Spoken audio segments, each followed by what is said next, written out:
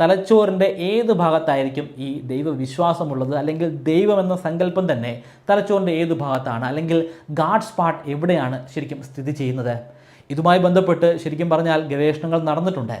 Utah സർവകലാശാലയിൽ Mormon എന്ന് പറയുന്ന വിഭാഗത്തിൽപ്പെട്ടിട്ടുള്ള വിശ്വാസികളായിട്ടുള്ള ആളുകളുടെ തലച്ചോറിൽ പഠനങ്ങൾ നടത്തിയിട്ടുണ്ട്. അതിൻ്റെ അടിസ്ഥാനത്തിൽ അവർ പ്രാർത്ഥിക്കുമ്പോൾ അല്ലെങ്കിൽ അവർ ധ്യാനത്തിൽ ഇരിക്കുമ്പോൾ അവരുടെ തലച്ചോറിൻ്റെ ഭാഗമായിട്ടുള്ള ന്യൂക്ലിയസ് അക്യുംബൻസ്, അതുപോലെ വെൻട്രോമീഡിയൽ പ്രീഫ്രോണ്ടൽ കോർട്ടെക്സ് അത് കൂടുതലായിട്ട് പ്രവർത്തിക്കുന്നതാണ്.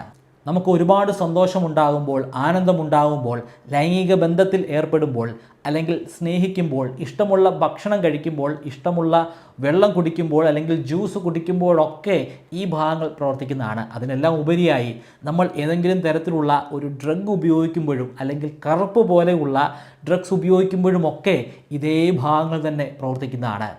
മുമ്പ് കാർൽ മാർക്സ് പറഞ്ഞിട്ടുണ്ട്, മതം മനുഷ്യനെ മയക്കുന്ന കറുപ്പാണെന്ന്. ന്യൂറോളജിക്കൽ പഠനങ്ങളും സൂചിപ്പിക്കുന്നത് അതുതന്നെയാണ്.